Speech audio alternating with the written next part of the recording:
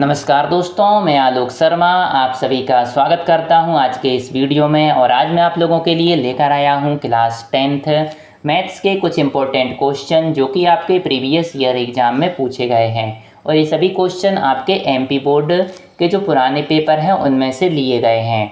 और आज हम डिस्कस करेंगे जो आपका सेकेंड चैप्टर है पॉलिनोमियल्स, उस चैप्टर में से जो क्वेश्चन पूछे गए हैं उनको आज इस वीडियो के माध्यम से मैं आपको समझाऊंगा। तो आइए आज का वीडियो स्टार्ट करते हैं।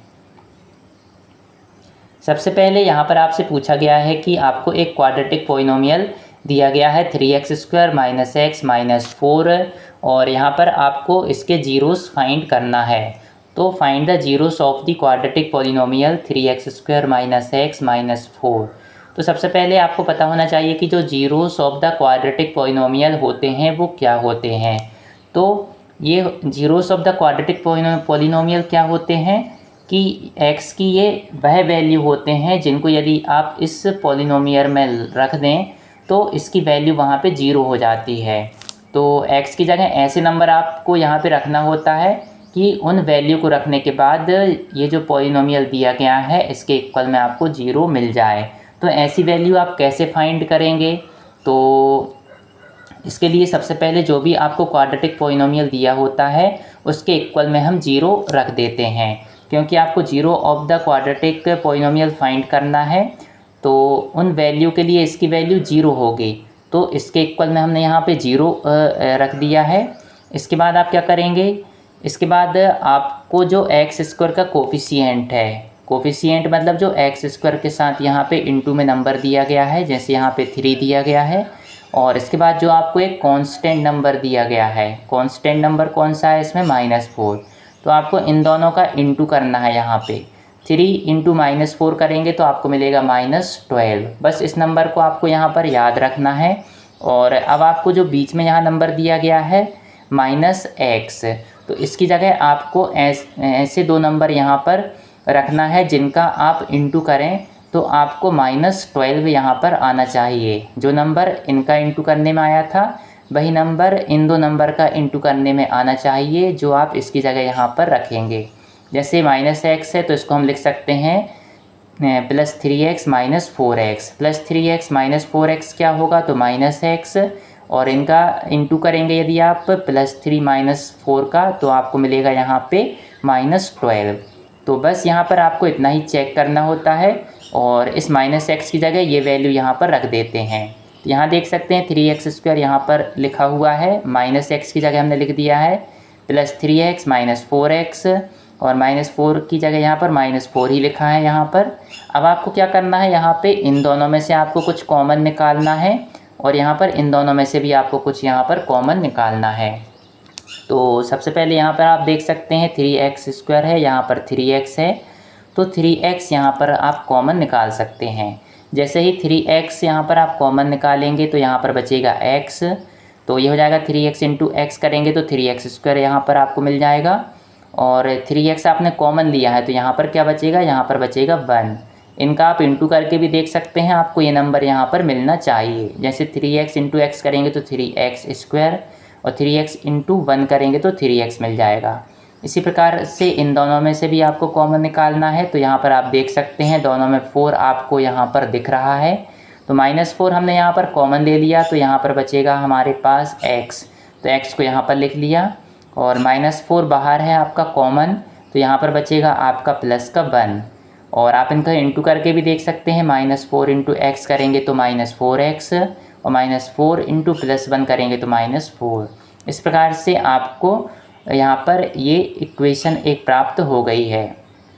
अब आप क्या करेंगे? x+1 यहाँ पर भी है, x+1 यहाँ पर भी है, तो x+1 को हम फिर से यदि कॉमन ले लें यहाँ पर x+1 तो यहाँ बचेगा हमारा 3x और यहाँ पर बचेगा हमारा -4। और इसको आप ऐसे भी याद रख सकते हैं कि यहाँ पर ये वैल्यू आपको हमेशा बराबर मिलेगी, एक समान मिलेगी। तो इन दोनों को आपको एक बार यहाँ लिख लेना है और इसके साथ में जो इनके कोफिशिएंट रहेंगे 3x - 4, इनको आपको यहाँ पर लिख लेना है। ऐसा भी आप यहाँ पर याद रख सकते हैं। अब आप क्या करेंगे? दो नंबर आपको इस प्रकार से दिख रहे हैं, तो दो नंबर का इंटू इक्वल 0 कब होता है? जब या तो ये 0 हो या फिर ये 0 हो। तो यदि x प्लस 1 इक्वल 0 होगा तो हम इसको इस प्रकार से लिख लेते हैं कि x प्लस 1 इक्वल 0 होना चाहिए, या फिर आपका 3x माइनस 4 इक्वल 0 होना चाहिए। और जब x प्लस 1 इक्वल 0 होगा तो क्या होगा, आपका यहाँ पर ट्रांसपोज होगा, तो ये हो जाएगा हमारा x इक्वल -1, और यहाँ पर -4 ट्रांसपोज होगा तो ये हो जाएगा हमारा 3x इक्वल 4। तो x इक्वल -1 आ गया, और यहाँ से क्या मिलेगा हमको, x इक्वल 4/3। तो ये हमको यहाँ पर x की 2 वैल्यू मिल गई, और यही हमारे zeros of the quadratic polynomial हैं 3x² माइनस x माइनस 4। तो ये जो आपको पॉलिनोमियल दिया गया था 3x² माइनस x माइनस 4, इसके zeros of the quadratic polynomial हो जाएंगे x इक्वल -1 और x इक्वल 4/3। यही आपका आंसर है। इसके बाद यहाँ पर आपसे सेकंड क्वेश्चन पूछा गया है कि find a quadratic polynomial the sum of zeros is 4 and the product of zeros is 1। तो यहाँ पर आपको क्वाड्रेटिक पॉलिनोमियल को फाइंड करना है जिसके सम ऑफ जीरोस आपको दिए गए हैं 4 और प्रोडक्ट ऑफ जीरोस आपको दिया गया है यहाँ पर 1। सबसे पहले हमने यही लिख लिया कि सम ऑफ जीरोस यहाँ 4 है और प्रोडक्ट ऑफ जीरोस यहाँ पर 1 है। तो जब भी आपको सम ऑफ जीरोस और प्रोडक्ट ऑफ जीरोस दिए हों तो आप ये एक फॉर्मूला यहाँ पर याद कर सकते हैं कि क्वाड्रेटिक पॉलिनोमियल इक्वल होता है x² minus sum of zeros into x plus product of zeros. तो बस यहाँ पर आपको वैल्यू रख देना होता है सम ऑफ जीरोस की और प्रोडक्ट ऑफ जीरोस की। तो यहाँ पर ये हो जाएगा हमारा x² minus sum of zeros आपको दिया गया है यहाँ पर 4, तो ये हो गया हमारा 4, और यहाँ पर ये x है तो ये x लिख दिया। इसके बाद प्रोडक्ट ऑफ जीरोस आपको दिया गया है यहाँ पर 1, तो इसको हमने 1 लिख दिया यहाँ पर। तो ये हो गया आपका एक क्वाड्रेटिक पॉलिनोमियल। क्वाड्रेटिक पॉलिनोमियल में आप देखना हमेशा आपको यहाँ पर स्क्वायर वाला एक वेरिएबल यहाँ पर ज़रूर मिलेगा, जैसे x² यहाँ पर दिया है। इसके बाद हम सॉल्व करेंगे क्वेश्चन नंबर 3। यहाँ पर भी आपको zeros of the polynomial find करना है, और यहाँ पर आपको एक क्वाड्रेटिक पॉलिनोमियल दिया गया है t² माइनस 15। तो इसको हम कैसे करेंगे, तो जीरोस ऑफ द पॉलिनोमियल के लिए सबसे पहले जो भी आपको पॉलिनोमियल दिया गया है उसके इक्वल में आप 0 लिख देंगे, और इसके बाद इसको आप सॉल्व करेंगे तो आपको यहाँ पर t की 2 वैल्यू यहाँ पर मिल जाएंगी। तो आप कैसे सॉल्व करेंगे इसको, t² माइनस 15 इक्वल 0 दिया है, तो आप जानते हैं कि a² माइनस b² होता है a minus b a plus b. तो यहाँ पर एक वेरिएबल में तो स्क्वायर दिया है लेकिन इस नंबर के यहाँ पर स्क्वायर नहीं दिया है। और यदि यहाँ पर 16 होता तो हम इसको 4² लिख सकते थे, 9 होता तो इसको हम 3² लिख सकते थे, लेकिन 15 को किसी नंबर का स्क्वायर भी हम नहीं लिख सकते हैं। तो हम 15 को क्या करेंगे, हम √15 का स्क्वायर यहाँ पर लिख सकते हैं, क्योंकि √15 इंटू √15 इक्वल होता है 15। तो ये हो जाएगा हमारा t² माइनस √15 का स्क्वायर इक्वल 0। अब ये a² माइनस b² वाली जो आइडेंटिटी आपने पढ़ी होगी उसको हम अप्लाई करेंगे, तो ये हमारा हो जाएगा a minus b a plus b. अब यहाँ पर आप देख सकते हैं 2 नंबर का इंटू करने पे 0 कब मिलता है, या तो ये 0 होगा या फिर ये 0 होगा। तो यहाँ हमने लिख दिया कि या तो आपका t माइनस √15 इक्वल 0 होगा या फिर t प्लस √15 इक्वल 0 होगा। अब यदि t माइनस √15 इक्वल 0 है तो t की वैल्यू हमको मिल जाएगी यहाँ पर √15, ये आपने यहाँ पर ट्रांसपोज कर दिया है, माइनस की वैल्यू यहाँ पर जाकर प्लस की वैल्यू बन गई है। इसी प्रकार से यहाँ पे t प्लस √15 इक्वल 0 यदि आपका है तो आपका t इक्वल होगा माइनस √15। यहाँ पर भी आपने ट्रांसपोज कर दिया, प्लस √15 इक्वल के इस तरफ जाकर आपका माइनस का √15 बन गया है। तो ये आपको 2 वैल्यू t की मिल गई हैं, यही आपके zeros of the polynomial t² minus 15 हैं। इसके बाद हम बात करते हैं क्वेश्चन नंबर 4 की। तो यहाँ पर भी आपको zeros of the polynomial find करना है 4u² प्लस 8u के। तो यहाँ पर भी आप क्या करेंगे, सबसे पहले जीरोस ऑफ द पॉलिनोमियल के लिए आप जो भी पॉलिनोमियल दिया गया है उसके इक्वल में 0 लिख देंगे। तो ये आपका हो जाएगा 4u² प्लस 8u इक्वल 0। इसको आप सॉल्व करेंगे तो 4u यहाँ पर कॉमन आ जाएगा, तो यहाँ पर आपका बचेगा u और यहाँ पर आपका बचेगा 2। आप इंटू करके भी देख सकते हैं, 4u इंटू यू करेंगे तो आपका हो जाएगा 4u², और 4u इंटू 2 करेंगे तो आपका हो जाएगा 8u।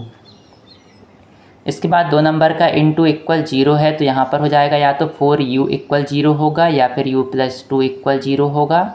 और 4u = 0 है यदि, तो 4 यहाँ पर इक्वल के इस साइड जाएगा तो डिवाइड में हो जाएगा, 0/4 क्या होगा 0। और इसी प्रकार से +2 यहाँ पे ट्रांसपोज होगा तो -2 यहाँ पर हो जाएगा। इस प्रकार से u की 2 वैल्यू आपको यहाँ पर मिल गई हैं। यही आपके zeros of the polynomial 4u² + 8u हैं। यही आपका आंसर है। अब हम बात करते हैं क्वेश्चन नंबर 5 की। तो यहाँ पे आपको क्वाड्रेटिक पॉलिनोमियल को फाइंड करना है। यहाँ पर भी आपको सम ऑफ जीरोस और प्रोडक्ट ऑफ जीरोस दिए गए हैं। सम ऑफ जीरोस आपको दिया गया है -1 और प्रोडक्ट ऑफ जीरोस आपको दिया गया है √5। तो सबसे पहले हमने लिख लिया है सम ऑफ जीरोस = -1 और प्रोडक्ट ऑफ जीरोस = √5। और इसका जो फॉर्मूला है क्वाड्रेटिक पॉलिनोमियल का वह होता है x² - sum of zeros into x plus product of zeros. बस यहाँ पर आपको वैल्यू रख देना है। सम ऑफ जीरोस आपको दिया गया है -1, तो इसकी जगह हमने लिख दिया यहाँ -1। और ये वाला माइनस आपका फॉर्मूले में जो माइनस दिया है वो वाला है, और ये वाला माइनस आपको जो वैल्यू के आगे माइनस लगा है ये वाला है, और ये x इसके इंटू में है, और प्रोडक्ट ऑफ जीरोस यहाँ पे √5 दिया है। अब यहाँ पे आप क्या करेंगे, ब्रैकेट के अंदर और बाहर यहाँ पे माइनस का साइन है तो ये हो जाएगा आपका प्लस। तो ये हो जाएगा आपका x² + x + √5। तो यही आपका क्वाड्रेटिक पॉलिनोमियल है, यही आपका आंसर है। यहाँ पे आपको एक डायग्राम दिया गया है और यहाँ पे आपको नंबर ऑफ़ जीरोस फाइंड करना है। तो इसके लिए जो भी आपको यहाँ पर ये डायग्राम दिया गया है, ये लाइन जो आप देख रहे हैं, ये लाइन x एक्सिस को जितनी जगह पे भी ये यहाँ पर टच करती है, तो जितनी जगह ये लाइन x एक्सिस को टच करेगी वही आपके इसके नंबर ऑफ़ जीरोस कहलाते हैं। जैसे आप देखेंगे तो ये लाइन यहाँ से गई तो यहाँ पे टच किया, यहाँ पे गई तो यहाँ टच किया, और ऐसे आगे बढ़ के यहाँ पर गई तो यहाँ टच किया। तो ये वाली लाइन यहाँ पे x एक्सिस को 3 पॉइंट पे टच कर रही है, तो इसके नंबर ऑफ़ जीरोस कितने होंगे 3। इसका आंसर आ जाएगा नंबर ऑफ़ जीरोस = 3। इसके बाद क्वेश्चन नंबर 7 में आपसे पूछा गया है find the sum of zeros of polynomial x² - 3। तो सबसे पहले हम क्या करेंगे, यहाँ पर जो आपको पॉलिनोमियल दिया गया है x² - 3, तो यहाँ पे आपको सम ऑफ जीरोस फाइंड करना है। तो आपको पता होना चाहिए जो सम ऑफ जीरोस का फॉर्मूला होता है वो क्या होता है। तो यहाँ पर फॉर्मूला होता है सम ऑफ जीरोस = -b/a। अब यहाँ पे b और a आप कैसे निकालेंगे, तो जो भी आपको यहाँ पे पॉलिनोमियल दिया होता है तो उसको सबसे पहले आपको एक स्टैंडर्ड फॉर्म में वहाँ पर आपको अरेंज करना होता है। किसी भी क्वाड्रेटिक पॉलिनोमियल क्वाड्रेटिक इक्वेशन जो होती है उसका एक स्टैंडर्ड फॉर्मेट होता है, और वह होता है ax² + bx + c = 0। इसका मतलब क्या है कि x² के साथ में कोई नंबर होना चाहिए, और यहाँ पे एक x के साथ में भी एक नंबर होना चाहिए, और एक नंबर यहाँ पे ऐसा इस प्रकार से अलग से होना चाहिए कांस्टेंट, और उसके इक्वल में यहाँ पे 0 होना चाहिए। इनमें से कभी भी आपकी a की वैल्यू 0 नहीं हो सकती है। सबसे पहले जो आपको पॉलिनोमियल दिया था इसको हमने स्टैंडर्ड फॉर्म में लिखा। तो स्टैंडर्ड फॉर्म में क्या होगा, x² के साथ में यदि कोई नंबर नहीं है तो इसको इंटू में यहाँ पर हम 1 लिख सकते हैं, 1 × x², क्योंकि x² होता है, और यहाँ पे bx है तो ये x वाला यहाँ पे कोई भी टर्म आपको नहीं दी है, तो हम क्या करेंगे, x के इंटू में 0 लिख देंगे, क्योंकि 0 × x से क्या होगा, ये वाली टर्म यहाँ से हट जाएगी और ये आपका एक स्टैंडर्ड फॉर्म में भी लिखा रहेगा। तो यहाँ पे हमने लिख दिया 0 × x। इसके बाद c की जगह यहाँ -3 दिया है तो यहाँ पे -3 लिख दिया इक्वल में 0। तो यही जो पॉलिनोमियल है इसको हमने इस प्रकार से यहाँ पे लिख दिया है, जिससे कि ये एक क्वाड्रेटिक पॉलिनोमियल के स्टैंडर्ड फॉर्मेट में यहाँ पर दिखाई दे।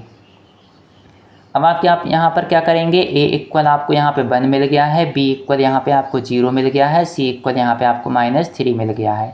फॉर्मूला होता है -b/a। बस आपको यहाँ पे वैल्यू रख देना है। b की वैल्यू 0 है तो 0 रख दी, और a की वैल्यू 1 है तो 1 रख दी, और -0/1 करेंगे तो आपको 0 मिलेगा, और यही आपका आंसर है। और ये सभी क्वेश्चन आपके प्रीवियस ईयर एग्ज़ाम में पूछे गए हैं, तो सभी क्वेश्चन बहुत ज़्यादा इम्पोर्टेंट हैं, तो सभी क्वेश्चन को आप बहुत अच्छे से तैयार कर लें। और यदि आपको मेरा वीडियो पसंद आया हो तो इसको लाइक अवश्य करें, और यदि आपने अभी तक मेरे चैनल को सब्सक्राइब नहीं किया है तो मेरे चैनल को सब्सक्राइब अवश्य करें। आपने मेरे वीडियो को देखा, इसके लिए बहुत बहुत धन्यवाद। Thank you.